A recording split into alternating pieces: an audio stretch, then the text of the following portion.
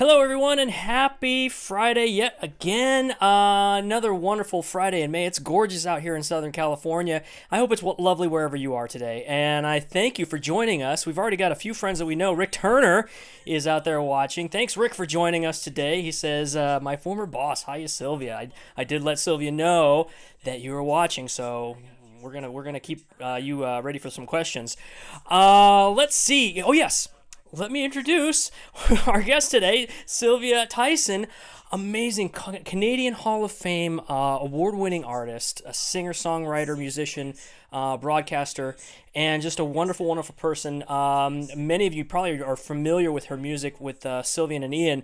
It goes back beyond my time, but I've been having such a blast learning and hearing all of her wonderful music, and today I'm going to have a blast hearing her talk about her career, her experiences, as well as everything else as I turn down my phone so you don't hear the echo. That's a courtesy I provide. We have Mr. Bill here today with Sylvia. Hello, everyone. How are you doing today? Doing great, BJ. Ladies first, Sylvia. How are you today? I'm very well, thank you. Hello, everybody out there. So great to have you here. And BJ, I'm glad you corrected that. Being the guilty guy I am, I thought, what's going on in my room here? Who's talking? It was me. Where is that noise coming from? Oh, yes, it's my phone, because I like to keep tabs on what's going on in the conversation on my phone as well. But I had the volume turned up. I apologize about that. It's all fixed now. No, fair enough. We're all set. So, Sylvia, again, thank you for being with us today. It's such a pleasure for me. As a young student of the guitar, so many years ago, I had the Ian and Sylvia songbook, learned out of that book, so it's coming full circle for me. You know, Sylvia, I was reading your bio, and you have worn so many hats in the business. It's amazing. But let's go all the way back to the beginning if we can. Let's start out with, were you raised in a musical household? Yes, I certainly was. Interesting story. My parents met working as piano and sheet music demonstrators for a department store back in the 30s. And so I guess that's as romantic a beginning as you could ask for. I'd say so. It's like a movie. It really is. My mother was classically trained as a pianist from about the age of 5, a Chopin specialist. She was an organist and choir leader and a piano teacher, and she also worked with disadvantaged children. And she also was a painter and a potter and a weaver, so I had lots of cultural background to go to. My dad was musical also, but he mainly played by ear. Okay. And his favorite instrument was the organ. He actually had a Hammond organ in the living room. Oh, wow. But he also assembled an old pump organ that he used to go around to country churches and fix the pump organs. Okay. And I recall on many occasions being with him when he would fix one of those old organs, and he'd play "Roll Out the Barrel" in the church. In the church. I'm sure there's a barrel somewhere in the church. That's okay. Right. So you really had kind of both ends. That's pretty neat. You had the classically trained, and then you had the play by ear. So Pop was more of a sort of a jazz and almost rock and roller in that sense. No, he liked classical music, and he picked it up by ear. He was really quite good. Oh, wow. J.Q. Joy of Man's Desiring was his favorite piece, which I remember very much. And as far as what music they liked, my mother was into popular music of the 30s and 40s. I still have some of that sheet music. Fun. And my dad was into ballet and Gilbert and Sullivan. He was a big Gilbert and Sullivan fan. So there was lots of music around me when I was a kid. Awesome. Real wide range for you to be influenced by. That's pretty amazing. And I love that they met as what we've learned in the museum. We're called song pluggers, the people that would play the hits of the day to get people to buy that sheet music. So now, when was it that you started exploring music, singing, playing an instrument? Where did that start? Well, it really started in high school, not so much with me performing as my interest in early English music. We had a poetry book in high school called Grass of Parnassus, and in that there were some old English ballads. Lord Randall, I think, was one of them. but the people who put the book together had the foresight to put a line of music with the lyrics. And I thought to myself, oh, these are songs. And I started learning them. And so my interest was very much in early music before I got into anything more popular. That's interesting you should say that, because to me a lot of the early English music really gave rise to a lot of the folk music that I would say we grew up with. Do you agree with that? Absolutely. Appalachian music was directly from England. As a matter of fact, some of the Appalachian music is the purer forms of English folk music than they are in England. Interesting. Yeah. Okay. You say Appalachian music. One of my favorite pieces ever, Appalachian Spring, by Aaron Copland, where he makes use of "It's a Gift," such a beautiful folk melody. Lovely song. Oh, absolutely beautiful. So, obviously, you were hearing live music from mom and dad. Were there other opportunities where you were growing up, venues? Well, Chatham, it was one of those places where you don't know everybody, but you know somebody who knows them. So, and there weren't a lot of live music opportunities. It was mainly from the radio, mainly country from the Chatham station, but of course it was 60 miles from Detroit, so I also grew up on early R&B music. Okay, all right. So you were getting the whole gamut: the classical, the R&B, the roll out the barrel, the fun songs. Oh yeah. So you started then, as you say, in high school, kind of looking into it. When was that light bulb moment where you thought to yourself, this is it, this is what I want to do? Well, I have to say that I never really thought of myself as a performer. I was interested in the background of the songs and in learning them for my own purposes. There was really nowhere for me to play them. So one Christmas I received a guitar. Finally, my parents realized that I wanted to actually sing and play music, even if it was only for myself. So they ordered from the Eaton's catalog, which is was the big department store here. And I wish I still had the guitar. It had a 2-color silk screen with a cowboy lassoing a cow, and it said Stampede. We'd want to borrow that from you and put it on display in the museum. I think it was made of plywood. I know that the strings are about 1 inch off the neck, which made playing a bit difficult. Just a fit. Almost a slide guitar. That'll turn you into slide guitarist in a hurry. As a matter of fact, when I first started playing, I had no one to teach me, so I tuned it to a chord and used a bar on it. I kind of wish I'd stuck with it. Wow. I might be a slide guitar player today. Wow. You and Bonnie Raitt would be, carrying the torch for that style of music. Yeah. But that's interesting that you had this intuitive notion to tune it to a chord and use a slide, because obviously you couldn't push the strings down. Now, I know you play a true left-handed guitar. I do. Was this guitar that mom and dad bought a left-handed guitar? No, but I restrung it. You restrung it and made it work. Okay. Yeah. Yeah. So the guitars I have now are both definite left-handed guitars. True left-handed guitars. Are those at all difficult to find? Do you have to sort of special order those, or?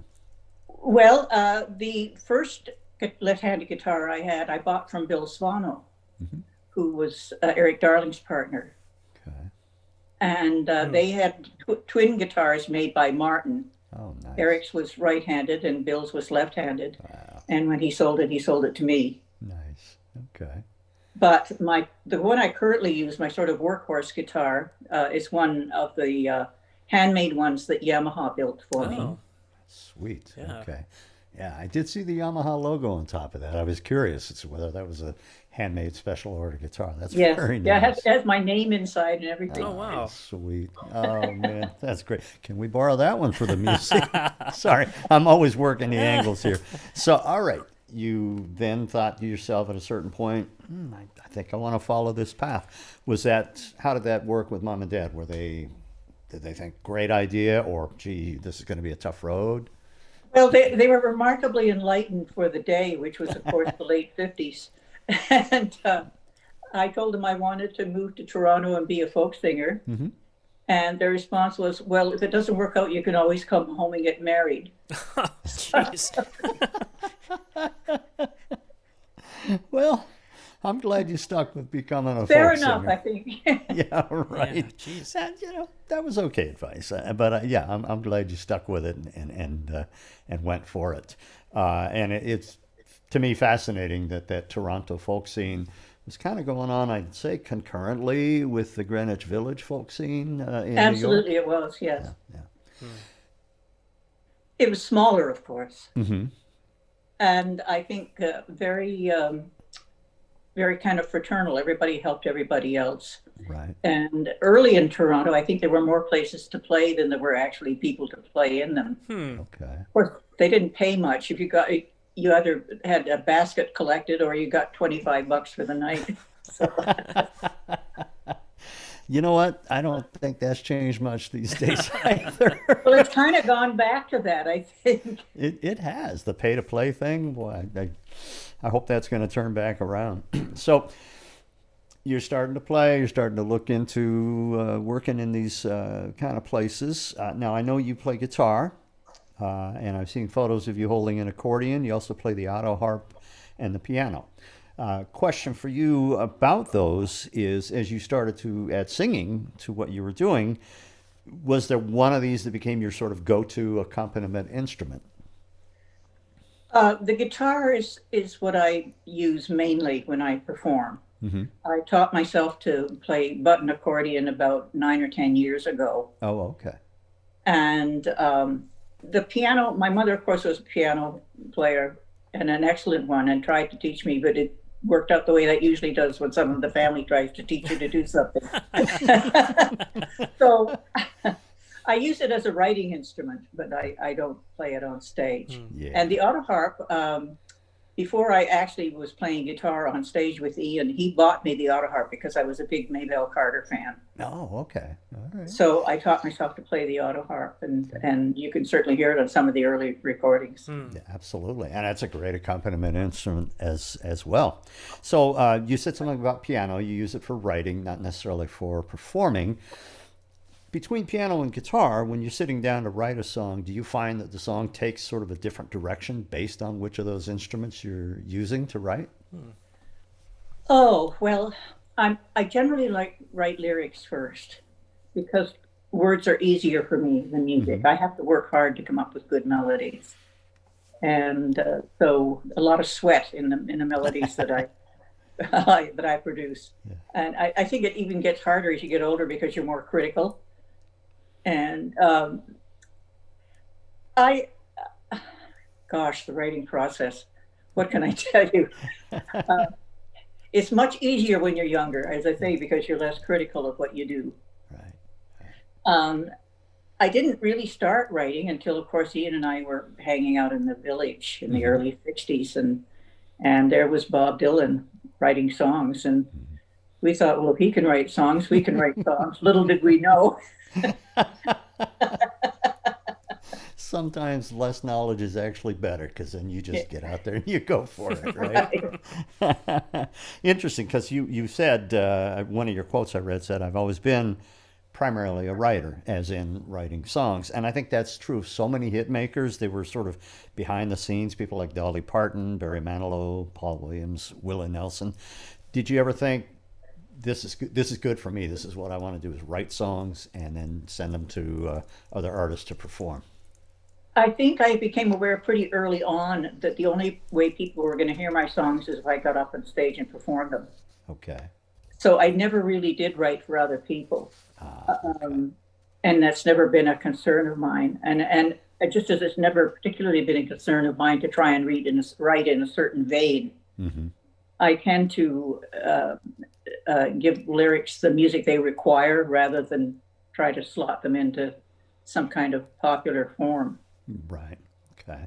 So you'll come up with a lyric and then add a melody to it. Yes, And then it starts to germinate into a song. And then absolutely. Yeah. once you feel it's ready to go, you get out there and add it to your set. When you started playing out then, did you begin, Sylvia, as a solo performer? Well, when I moved to Toronto, I had already met Ian. through a mutual friend who was his boss where he worked as a commercial artist. Mm-hmm. And so this man, John Miles, introduced us, and Ian was looking for a female partner. He had previously had a female partner who wanted to go off on her own, Mm-hmm. and he'd also worked with a male partner for a period of time. But he really was looking for someone, and he also liked my repertoire, which was unlike anything that anybody else had, because they'd mainly gotten theirs from records, and mainly gotten mine from books. Mm-hmm. Oh, neat. Okay. So I had a totally different repertoire from everybody else. So you were unique. You were standing out in the field of performers, which my observation has always been the performers that really catch the attention of listeners, of managers, of record companies, are those who have something unique to bring to the table. So obviously that's what caught Ian's ear as well. And as I say, those early ballads, I love the story aspect of the early ballads. That always captured my attention. Right. Oh, yeah. I mean, so much great material can be found in these early books. I mean, there's so many great songs that come right out of the Bible. Turn, Turn, Turn by the Byrds, right? There's so many resources that we can use to stimulate a song, give us an idea. So it's great that he heard that and that he brought you into the fore. We're going to show a little picture here that I think really kind of says, here's the 60s. I love this. That's a great photo. Now, this may be an unfair question, Sylvia, but do you remember where this might be?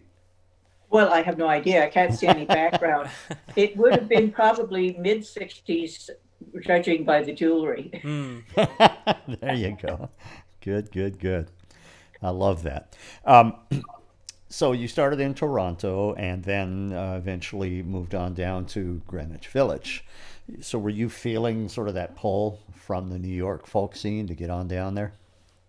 Well, I have to say that the first Joan Baez album on Vanguard hit the folk music world like a bomb. You know, the fact that suddenly it was generally available, a record of a folk artist. And, you know, it kind of started the ball running for a lot of people, even though Joan was more in the Boston scene than she was in the New York scene. Okay. So we knew what was going on in Greenwich Village. We heard rumors of what was going on in Greenwich Village, and so we decided to go on down there and see if we could get something going. Get something going. Well, I'd say that was a good move because you certainly did. I want to share one more quick photo, and then we have a couple of questions from one of our viewers, and we'll talk a little bit more about Greenwich Village and what all happened down there. So, as I said, as I was a young guitar student, I owned this book and learned several of your songs out of this book. And the cover to me just draws you in as a student of the guitar, as maybe somebody who was interested in pursuing a career like this. But at one point in the duo, Ian and Sylvia, was this photo, roughly speaking? When would this have been taken? Now, which photo are we talking about? We're looking at, it's the Ian and Sylvia songbook cover. It's sort of a sepia cover. Oh, you might be able to see it in my Oh, photo right. here. There you go. Yeah, I forgot that we're operating so she can see who's the active speaker right now. So there you go. This would be the book. Yes, well, that was one of our posters, actually. And that's the Martin. That's the left-handed Martin. Oh, nice. Okay. All right. Yeah, I cut my teeth in that book, Sylvia, so thank you for that. Oh, well, thank you. Absolutely.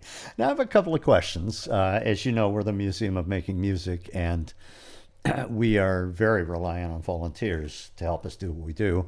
One of our volunteers, Brian D., watches every week faithfully. Hi, Brian. Thanks for being with us. He has a couple of questions. Brian asks, did you ever venture into fingerstyle playing? Actually, Dave Van Ronk taught me how to finger pick. It's kind of a funny story, actually, because when he first started to teach me, we didn't do a lot of lessons. I mean, he taught me the basic style, and I sort of took it from there myself. but he told me that the secret of finger picking was in thumb. And so I had held that meant for many years. And then I saw him like a number of years later. And I said, do you remember when you told me that the secret of finger picking is in the thumb? Uh-huh. And he said, I lied. It's in the syncopation. Oh. I guess he set you out on your own just to see if you'd discover that secret on your But own. Dave taught a lot of guitar players. A lot of guitar players owe their chops to Dave Van Ronk. Awesome. Yeah, absolutely. I'd say you started out with one heck of a finger style instructor.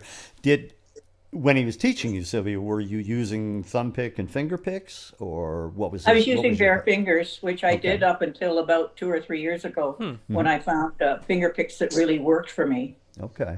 So I've switched over now, and I play much louder. Good. Guitar needs to be heard. Here's another question from Brian. He says, and this is something I'm not familiar with, so maybe you are. American primitive guitar started in the 50s. Was there something of the same genre in Canada? No, I think not. The roots of music in Canada are, again, mainly English. And not a lot of black music, although were black players early on that came up through the Underground Railway, but they were not readily available to hear. So I think that a lot of the primitive music is like primitive blues music and gospel and that sort of thing.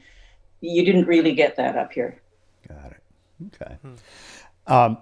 Now you and Ian then made that move on down to New York. It sounds as though you started out in a place called the Village Corner Club in Toronto. Is that sort of where you cut your teeth? That's before making correct, the move? yes. Yeah.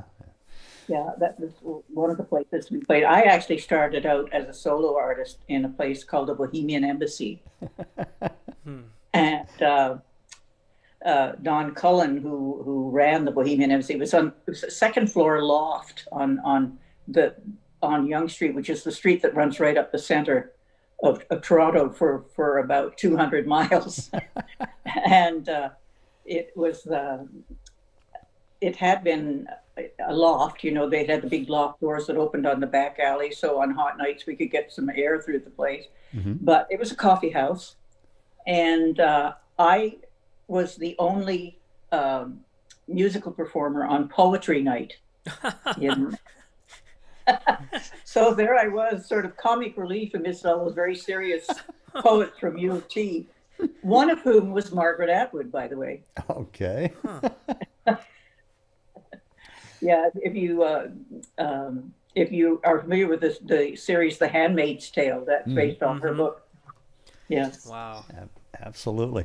It's interesting you say that, because no matter what the gig, no matter how uncomfortable it might be, there's some little golden nugget that's going to be there for you and help in some way.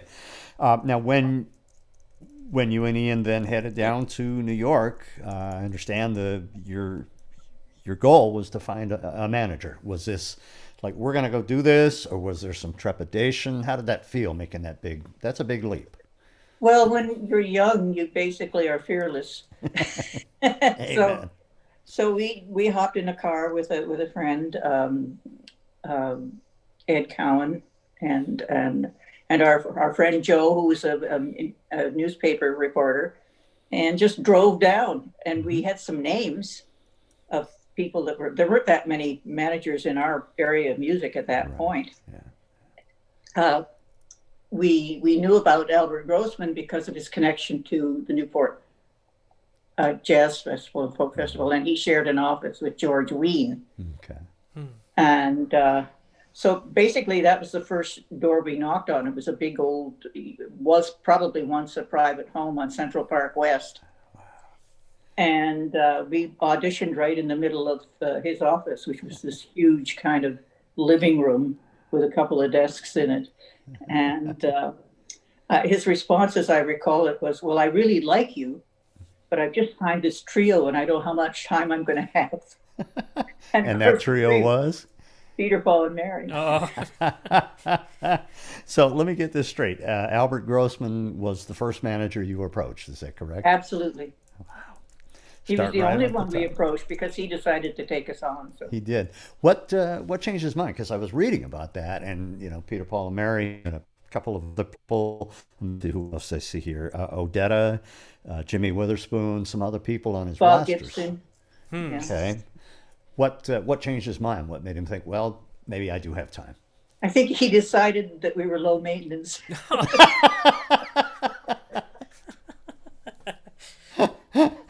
wow. Okay, all you aspiring musicians out there, take note. Be low maintenance, Low be easy to maintenance. get along with, and you'll go far. That's That's awesome. lovely. So, you're on the roster with all these other amazing people, and then he signs Bob Dylan. What did that do to the roster, to the feeling that you had, that everybody on the roster had? Well, I do have to say that Albert had to be convinced to sign Bob. Wow. Ian and I got on the case with him. I know that Noel Stuckey did as well. Said you got to listen to this guy. But I don't think it was until the Bob Shelton article in the New York Times that people really stood up, took notice, and including Albert. I don't know that Albert really heard Bob initially, but there were so many people saying you gotta sign this guy that he did. Glad he listened. It's interesting. You bring to mind something one of my friends says, and that is the validity or the strength of what he calls a third-party recommendation, meaning I can go to Albert and say, hey, I'm really good. My friends tell me I'm good. He's going to say, thank you. There's the door. But if a whole lot of other people he knows and he respects say, Albert, you got to check this guy out, that third-party recommendation goes a Yeah, long the way. noise on the street usually does it. Yeah. Absolutely. That's a better way of saying it. So once he signed Bob, and that obviously had to elevate the entire situation, did you and Ian find yourself working with a lot of the top artists then of the day as well, including Well, yourself? yes and no. I think you have to realize that Ian and I were on the college circuit on the road for most of the 60s. Okay. So not playing with people. Actually, it was mainly comics that opened for us. And, so, the only time we actually got to hang out with anybody on the scene was in New York, which was kind of where everybody ended up. You did play in New York, but you didn't play as much in New York as you would like to, because the club owners always felt that if you were in New York, it was because you weren't working. Therefore, they could pay you less. Wow. So it's that double-edged sword, right? If they're not working out on the road, we can get them for less because they want it. Wow, that's Because they're here, right? Yeah, right. Wow. Again, another thing that hasn't changed much, I don't think. Now, you've written several songs. You Were on My Mind. I believe you wrote in 1962, and I'm going to go out here on a limb and say I think that's arguably one of your biggest hits. Would It's you probably agree with the that? biggest hit. I still get plaintive calls from my accountant saying, could I write another one of those? Now, Sylvia, when you okay, give me a minute here. When you wrote that song, were you thinking, I want to write a hit song, or were you writing a song that you thought was a lovely song you wanted to share? I don't know if I remember. We were staying in the Earl Hotel in New York City, which is kind of kitty corner from Washington Square.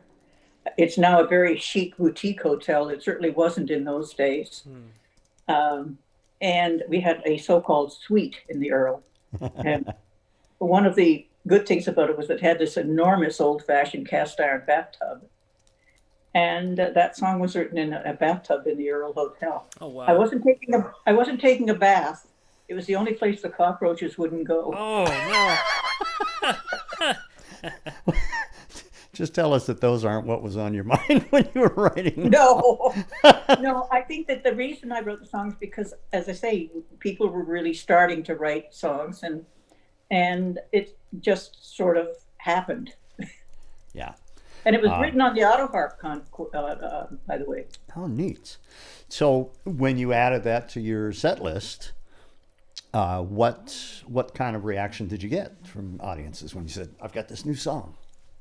Well, they liked it. Actually, the only negative reaction we ever had was when we played in England in the mid '60s. We were on tour with Gordon Lightfoot and the Ian Campbell folk group, and we were playing all through England. There was a rail strike on, so we had to go by bus, which was a unique experience. Yes, indeed.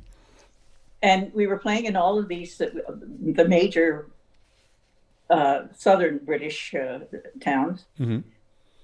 That was at the point when Crispy and St. Peter had recorded the song and had a huge hit with it. And we had an extraordinarily negative reaction from the British folk fans as to why we were doing this rock and roll song. and I got so stubborn that I wouldn't tell anybody that we were doing it because I'd written it. It just told us none of their business why we did it. Good for you, because this is how we do the song, right? That's hilarious. I mean, the song really struck a chord with listeners. I was sort of doing my research, and I found 19 cover versions. Any of us who write songs would love to have 19 cover versions of one of our songs. I'm going to have BJ screen a couple of photos because there were a couple of really popular versions of the song. And BJ, if you want to maybe chat while you're doing that so Sylvia can see them. Yeah, here, I'm going to switch over my camera so you guys can see them. There we go. We five. And then, what else do we have? Excuse me. And then one more. Oh, that's not the right one. I think I think that's all the photos I have. Just right those now. two. Okay. Just those two. Very good. That one there is Jay and the Americans. So Excuse me. You heard the Crispin version when you were touring in England. What was your reaction when you heard the We Five version and then later on the Jay and the Americans versions? You know, I don't know if I ever heard the Jay and the Americans version. I don't know why I never heard it, but I don't think I did. Ian and I had been playing in Southern California, and we were driving up the Pacific Coast Highway near Big Sur. Oh, such a beautiful drive. Yeah. And it came on the radio, and we nearly drove off the coast because we had no idea that they'd recorded it. Oh, wow. Wow. You know, the publishing companies in those days didn't bother telling the writer that somebody had covered it. Right. Wow. Huh. Yeah. Well, it was a surprise. And a good surprise, right? Oh, yes. Yeah. Because even if the publisher... They did change the lyrics, but I knew why they'd changed the lyrics. You know, I mean, in those days of radio, you didn't say drunk and sick in a song. My goodness. So tame by today's standards, right? No kidding. Amen to that. You might not get played because you're drunk and sick. That's all you got to say. We're not playing. Wow. Well, what I noticed about the We Five version, it really has kind of a light pop, folky sound to it. Your version that I listened to with Ian and Sylvia, it's got this really nice, thick 12-string line that plays in the beginning. And the auto harp, yeah. Yes, and the auto harp and the mix, from what I heard when I was listening, really brought those forward, so it really propelled the song. And then the Jay and the Americans version starts out with this really cool sort of chord progression bass line that is detached from the song, but it sets it up nicely, and then they pop into it, and the song is more of a rock version with some real nice kind of, what's the group? Ichiku Park, that guitar sound from the 60s that we had never heard before. So go check it out, and plus you'll rack up some publishing credits and make that bank account pop. Actually, an interesting story is that most of my revenue from You Were On My Mind comes from Italy these days. Wow. Is that right? And that's because it was a big hit for a Spanish group called, oh God, what were they called? Anyway, it was Yoho on Mentete in Spanish. And it was a big hit in Italy, and it continues to be very much a hit in Italy. And whoever did the translation gets a little piece of it these days, but I don't care because it's made me, it's paid the rent for a lot of years. Boy, there's nothing wrong with that. One of my other drummer buddies, a guy named Dwayne Hathorn, great player, lives actually between you and me, BJ, in Fallbrook. And he and I used to always say we'd be playing gigs together. Just takes one. So I congratulate you for that one. I mean, obviously there's others, but that one's really been a great resource for you. Yeah, I've had two or three. The song of mine called River Road. Crystal Right. Gale had a big country hit. Sweet. And when she did it on the Muppet Show, I knew I hit the big time. So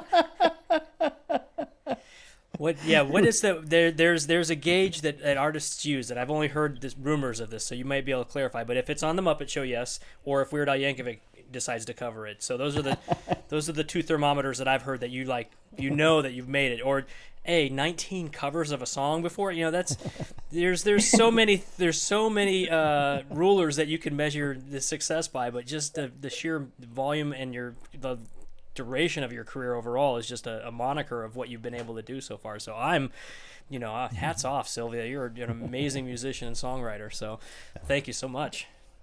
well, thank you so much. Inspiration to all of us. Now, following, or maybe it was concurrent, I'm not sure here, you and Ian put together also another band called Great Speckled Bird. Was that That's following Ian and Sylvia? When we did our two albums in Nashville, we had decided to take a year off, actually, and came to the decision at that time that we did not want to perform unless we could perform music the way we did on those two albums with that kind of band, Okay. which was when we put together the Great Speckled Bird. Great Speckled Bird.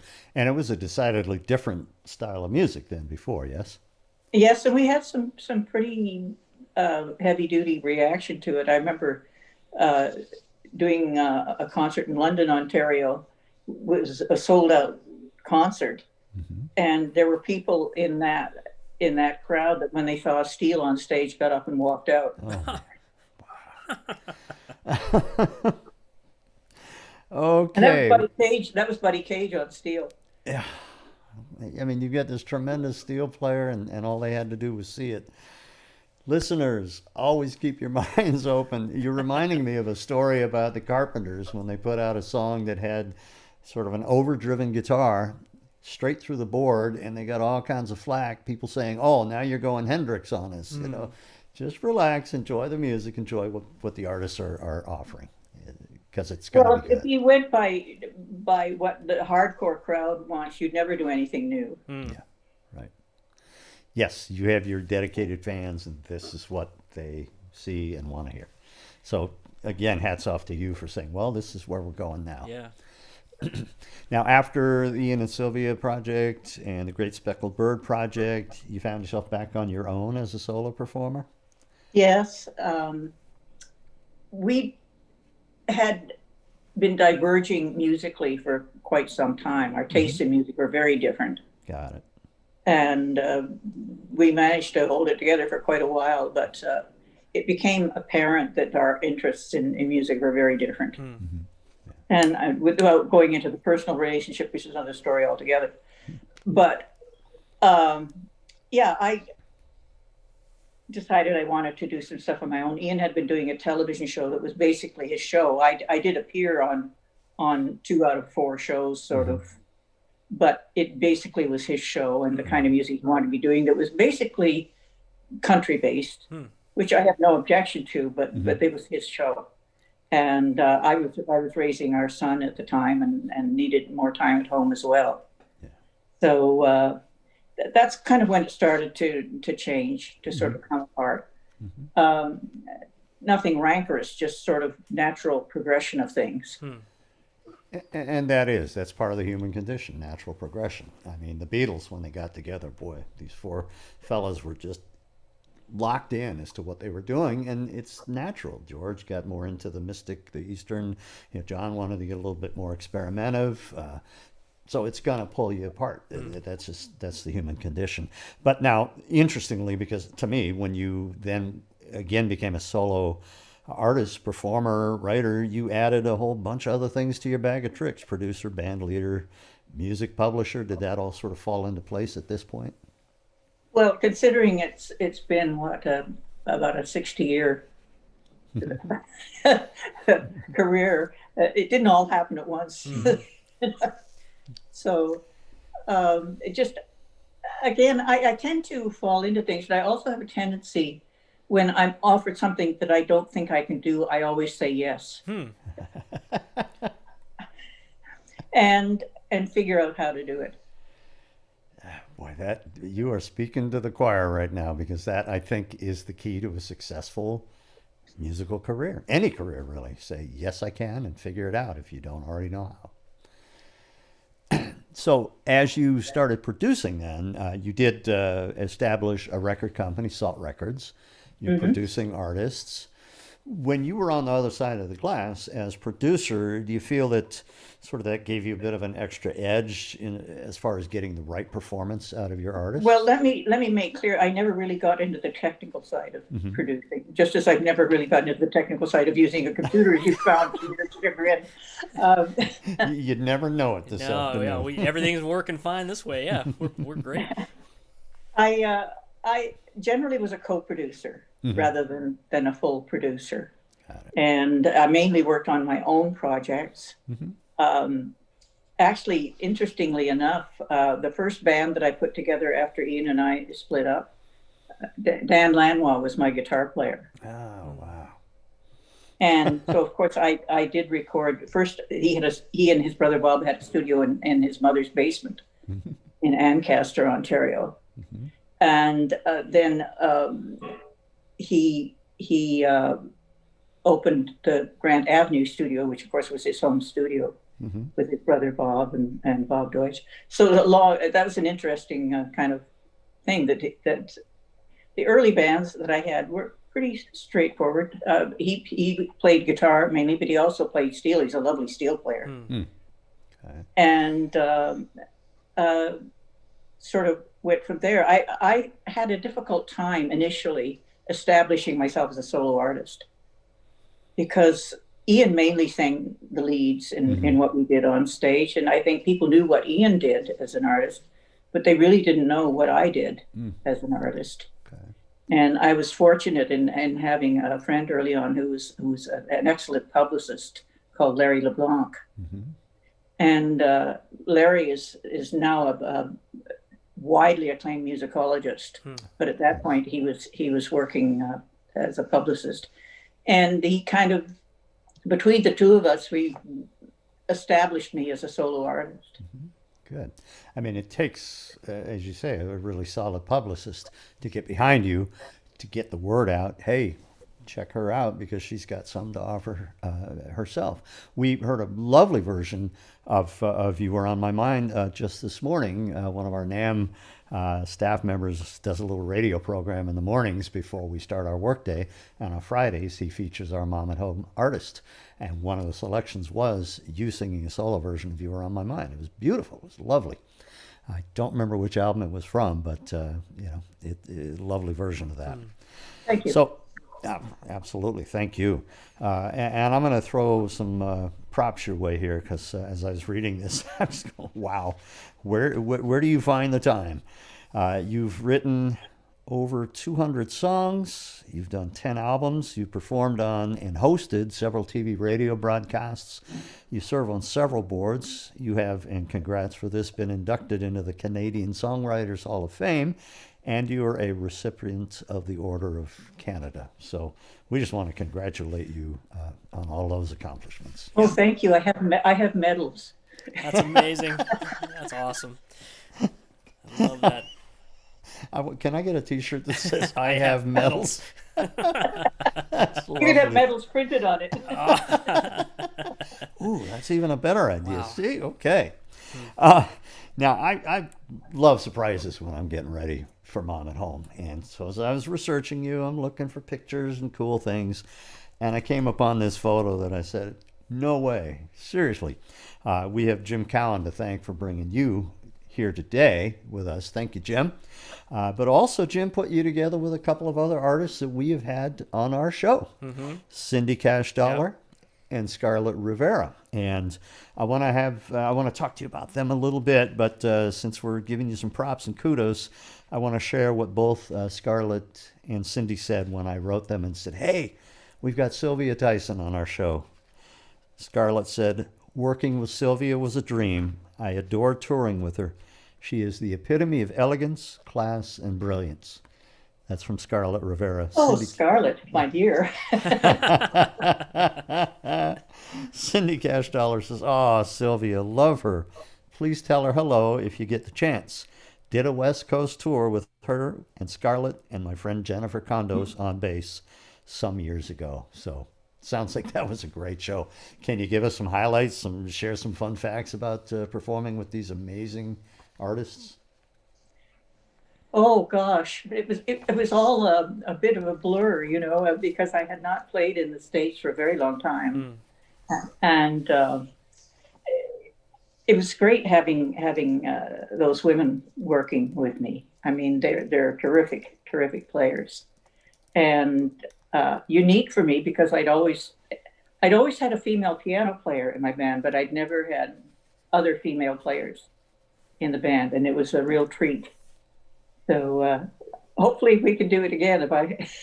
Let's say next year I'll be 83, so we'll see. Well, if you do it, come out here to the West Coast. We'd love to see all three of you performing together. Was the set list sort of a combination of songs you'd written, songs Cindy had written, songs Scarlett had written, or how did that come together? Well, the way it worked was it was mainly my material. I sort of headlined the thing, but we did instrumentals with Scarlett, and yeah. And I'm always curious to know how these things come together. When you, Cindy, and Scarlett got together, did you just sort of toss some songs out and say, do what you do, or did you have specific arrangements in mind? Well, I have charts for everything that I do. And I don't necessarily insist that everybody play very specific things. I sort of, what I like is freedom within a framework.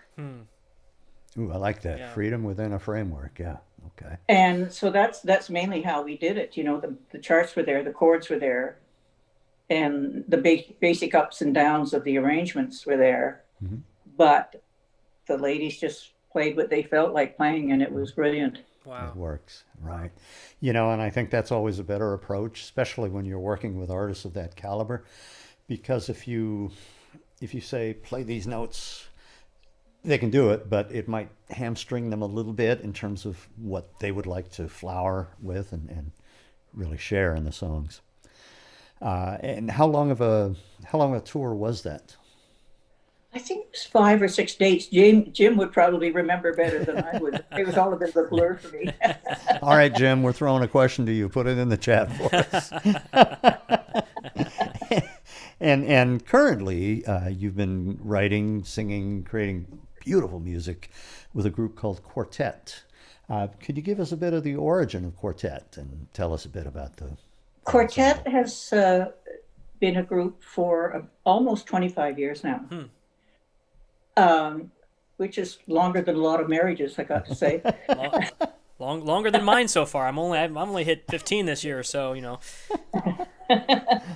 Anyway, how it happened was one of the original members was a lady called Colleen Peterson, who was an old friend and a songwriter, and she had been offered a possibility of doing an afternoon concert at a Toronto venue called Harbourfront.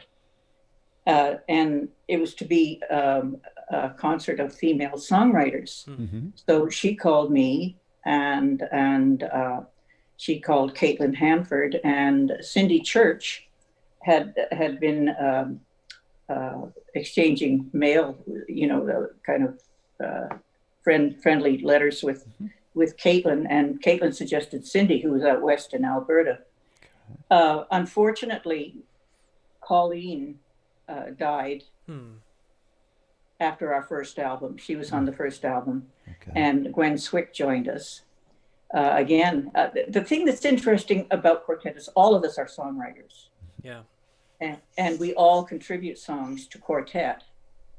And all of us have had songs turned down by Quartet, not because they were good, not because they weren't good songs, but because they didn't work in the context of the group. Yeah. And we're all natural harmony singers as well, which is, I always feel harmony singing is a gift.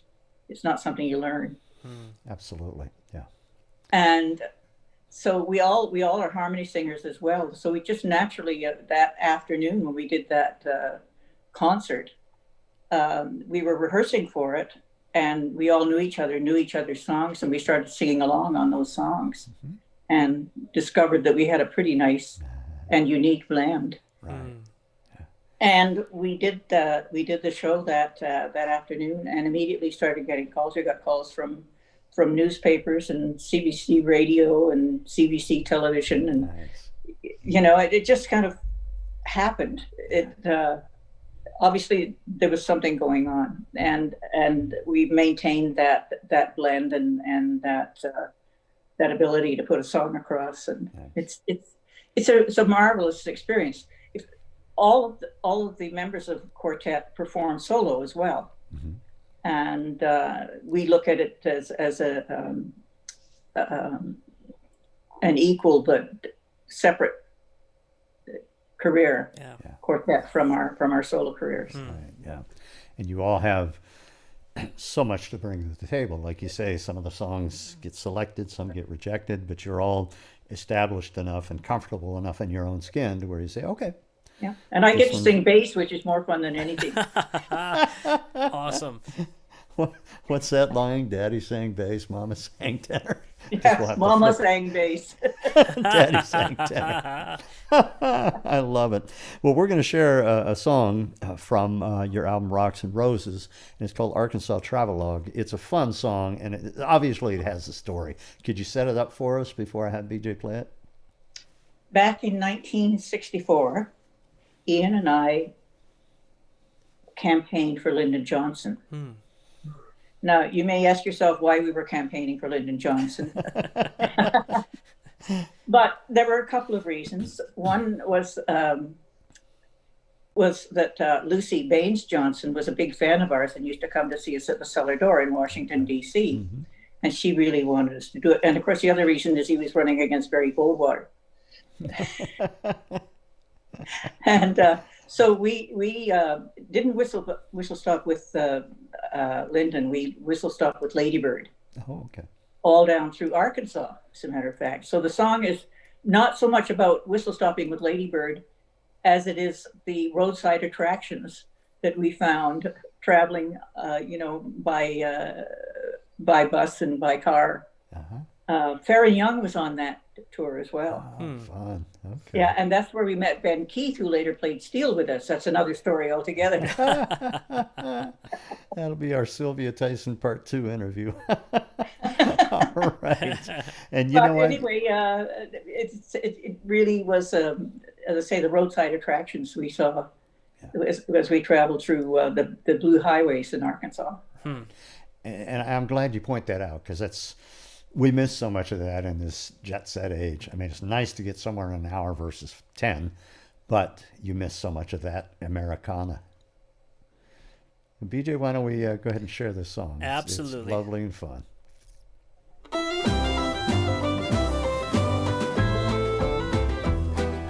Me and my brother and sister-in-law, we drove down to Arkansas, 1,000 miles in a couple of days, taking our time on the blue highways. You wouldn't believe the sights we saw, traveling down to Arkansas.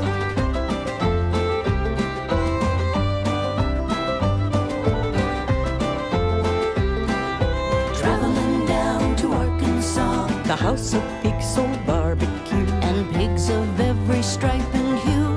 Pottery pigs and pigs with wings, pigs that did most any old thing. A wind-up pig played turkey in the straw, traveling down to Arkansas.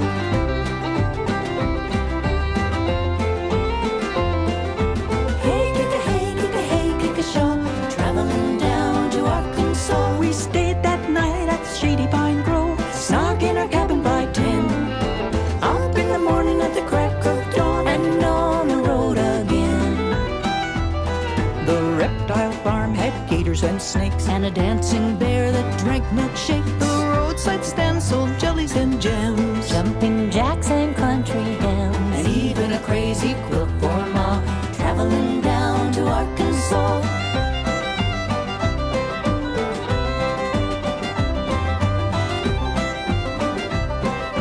Traveling down to Arkansas. Must have been right on 6 o'clock when we rolled into Little Rock. Had a great big supper with all of the fixins, cornbread, gravy, sausage, and grits. We talked about all the sights we saw, traveling down to Arkansas.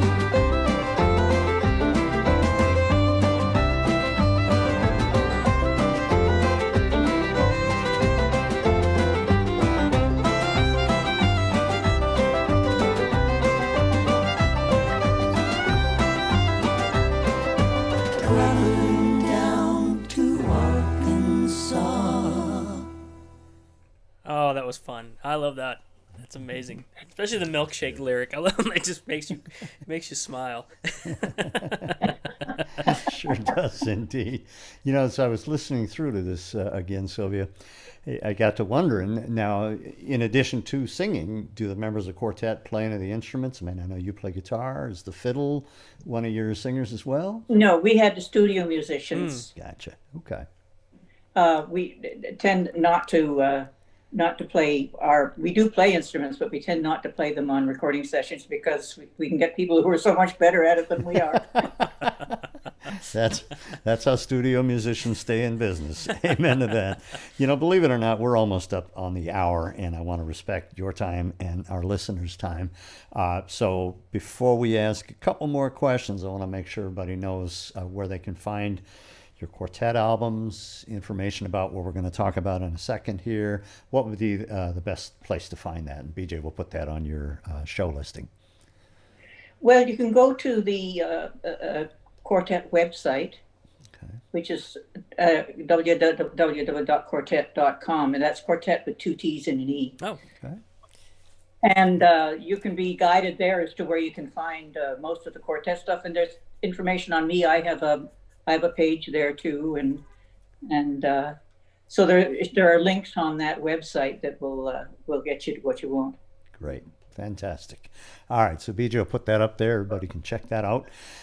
One thing that maybe a lot of people don't know, but they should know, in addition to being a composer, a performer, all the other things you've done, you are also a writer, a novelist. And you were kind enough to send me a book you'd written called Joiner's Dream. And I've got the album right here, so please look for that as well, everybody. The book is an amazing journey back 150, a couple hundred years back, and I'm not going to try and tell the story. If you could maybe give us a little synopsis, but tell us, I know it's a fictional novel. Is there any sort of characters from your own life that you've pulled in there? You don't have to name names, but, you know, is any of that factual at all? Well, I think that you draw from real life, even if you don't use the same characters. Mm-hmm. Obviously, some of my experiences are there.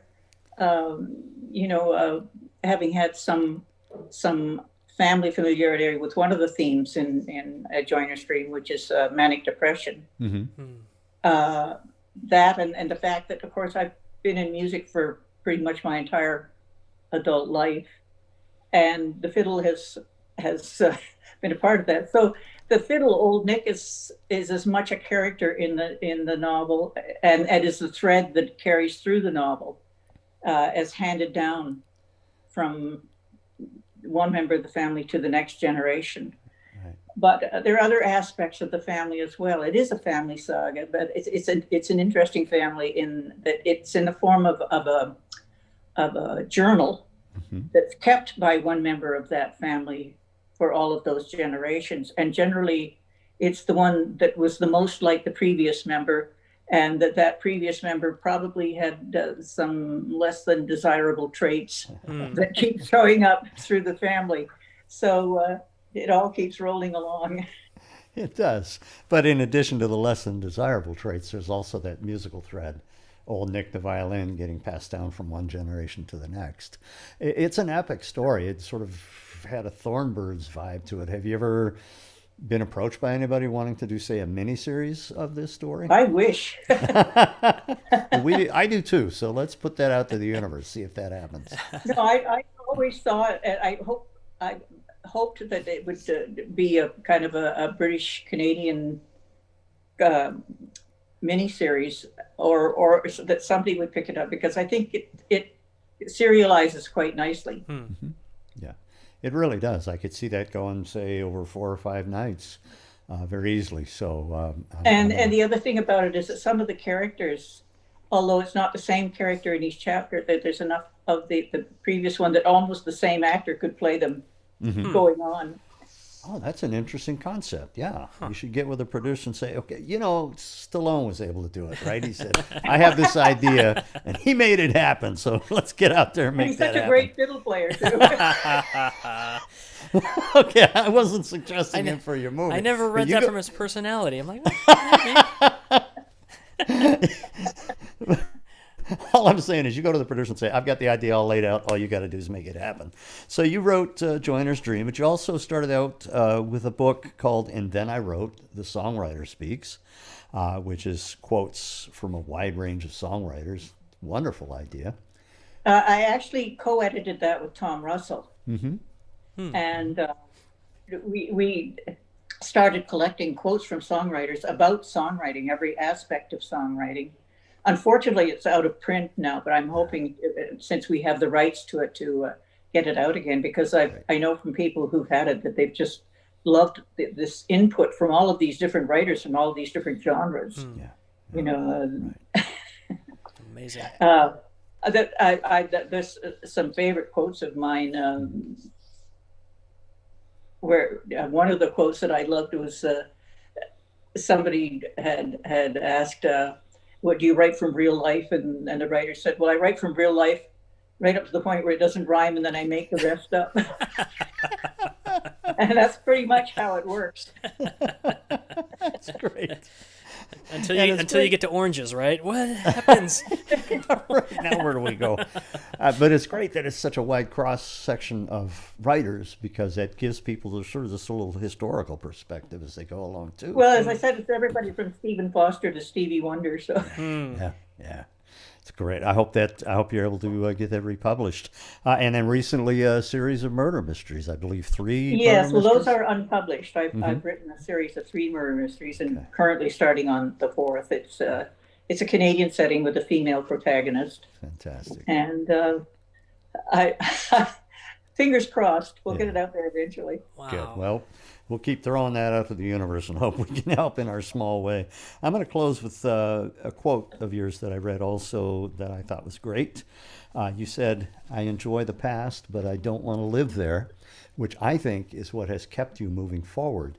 Do you see with some creatives sort of a danger of them wanting to rest on their laurels?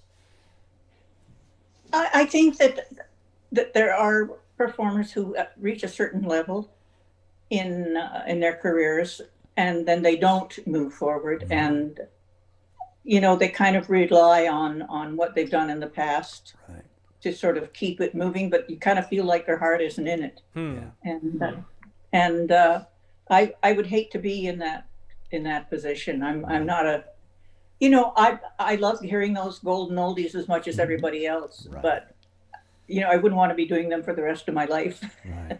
And what you say is right. Their heart isn't in it. And you see that. It's interesting. This is a double-edged sword. As we were talking earlier, your fans expect this. So it's certainly the easy road to take, just to give them that every night. But eventually it's going to become old hat and you're not going to be in it.